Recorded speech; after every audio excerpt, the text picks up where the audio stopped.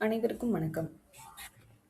இந்த காணொளியில நான் எத பத்தின விஷயங்கள பேசப் போறேன் அப்படின்னா, சோம்பேறித்தனத்த எப்படி தவிர்க்கிறது அப்படிங்கிறத பத்தி நான் இந்த வீடியோல பேசப் போறேன்.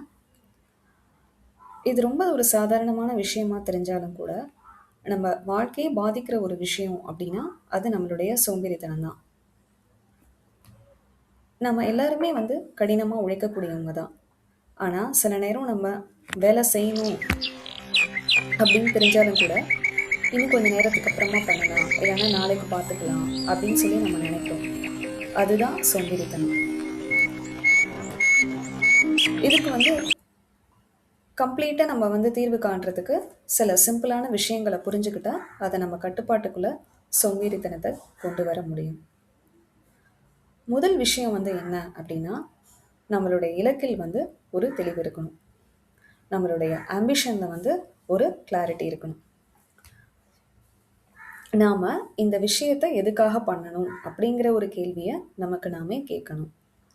இலக்கு நமக்கு தெளிவா இல்ல அப்படின்னா, நமக்கு வேலை பார்க்கணும், உழைக்கணும் அப்படிங்கிறது நமக்கு நம்மளோட மனசுக்கு தோணாது.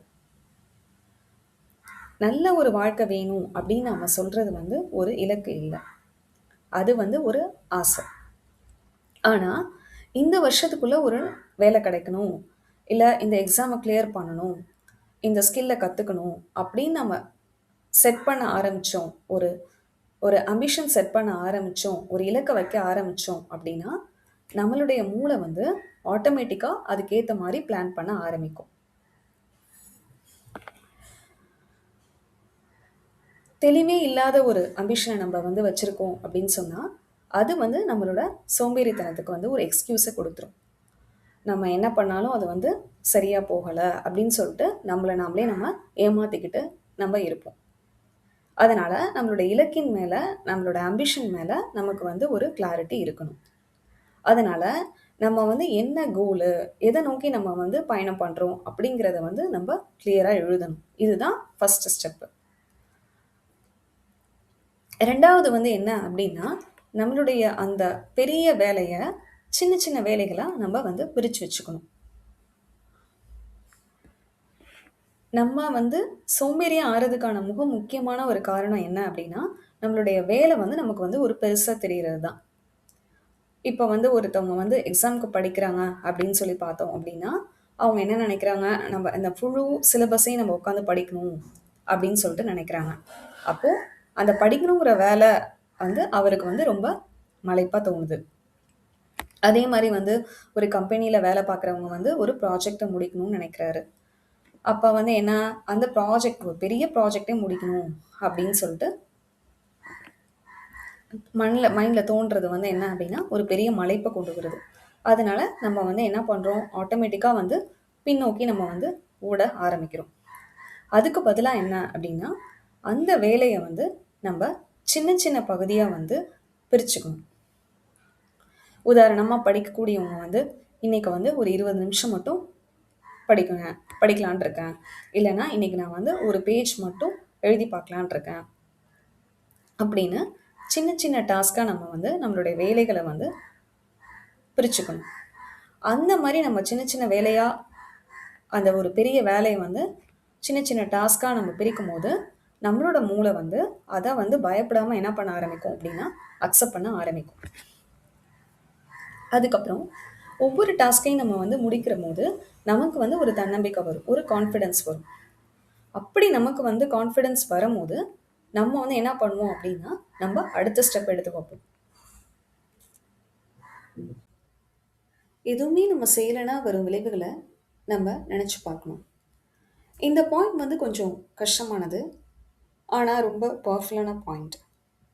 நாம இப்படி லேசியாவே இருந்தா என்ன நடக்கும்? இன்னும் நம்ம 1 வருஷம் கழிச்சு நம்மளுடைய வாழ்க்கை எப்படி இருக்கும்? அதே ப்ராப்ளம்ஸ், அதே கம்ப்ளைண்ட்ஸ், அதே எக்ஸ்கியூசஸ் தான். சில நேரம் இந்த மாரியான ஒரு நெகட்டிவ் திங்கிங் தான் நம்மள காப்பாத்தும். இது பயமுறுத்துறதுக்காக இல்ல. நெஜம் என்ன அப்படிங்கிறத நமக்கு புரிய வைக்கிறதுக்காக. இன்னைக்கும் நாளைக்கும் வித்தியாசமே இல்ல அப்படின்னா, நம்மளுடைய எதிர்காலத்துல எப்படி மாற்றம் வரும்?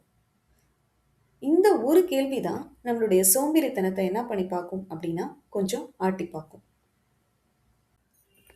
ஒரு விஷயத்த செய்ய ஆரம்பிச்சதுக்கப்புறம் கிடைக்கக்கூடிய பலன்கள வந்து நம்ம நெனச்சு பார்க்கணும். வெறும் நெகட்டிவ் கான்சிக்வென்சஸ் மட்டும் கிடையாது. பாசிட்டிவ் பெனிஃபிட்ஸு ரொம்ப முக்கியம். அத நம்ப நெனச்சு பார்க்கணும் கண்டிப்பா. இன்னைக்கு நம்ம கஷ்டப்பட்டா, நாளைக்கு நமக்கு என்ன கிடைக்கும்? நிம்மதி, தன்னம்பிக்கை, நம்மனால இத பண்ண முடியுங்கிற ஒரு ஃபீலிங். மற்றவங்க கிட்ட இருந்து மரியாதை கிடைக்கும்.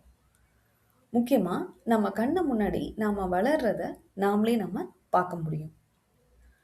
இந்த பெனிஃபிட்ஸ நம்ம அடிக்கடி நினைச்சுக்கிட்டா, நம்ம கிட்ட உள்ள அந்த சோம்பேறித்தனம் வந்து குறைய ஆரம்பிக்கும். 5வது விஷயம் என்ன அப்படின்னா, நம்மளோட சுற்றுப்புறத்த நம்ம மாத்தணும். நம்ம பழக்கவழக்கங்கள விட, நம்மளோட சுற்றுப்புறம் தான் ரொம்ப பவர்ஃபுல்லா இருக்கு. உதாரணமா, படுக்கையில படுத்துக்கிட்டே நம்மளால வேலை செய்ய முடியாது. மொபைல் பக்கத்துல இருந்துச்சு அப்படின்னா, நம்மளுடைய மனசு வந்து வேலை செய்யாது. ஆனா, வேலை செய்யணும் அப்படின்னா, நம்ம அதுக்கான இடத்த நம்ம உருவாக்கணும். மொபைல சைலன்ட்ல போடணும். சுத்தமான ஒரு மேசை, ஒரு சாதாரணமான ஒரு லைட்டிங் இருந்தா கூட போதும். ஒரு சுற்றுப்புறம் மாறுனுச்சு அப்படின்னா, நம்மளுடைய மனசும் மாறும். அதுதான் உண்மை. நான் என்ன சொல்ல வரேன் அப்படின்னா, சோம்பேறித்தனம் வந்து ஒரே நாள்ல போகாது. ஆனா, ஒரு சின்ன ஆக்ஷன் போதும். அத நம்ம மாத்துறதுக்கு. எந்த ஒரு விஷயத்தையுமே நம்ம பெர்ஃபெக்ட்டா பண்ணணும் அப்படின்னு நெனச்சு, எதுவுமே நம்ம பண்ணாம இருக்கக்கூடாது. ஒரு சின்ன முயற்சி தான் ஒரு பெரிய மாற்றத்துக்கான ஆரம்பமா இருக்கும். இன்னைக்கு நீங்க வந்து ஒரு சின்ன ஸ்டெப் எடுத்தா, நாளைக்கு உங்க வாழ்க்கை ஒரு ஸ்டெப் முன்னாடி போகும். அதுதான் உண்மை.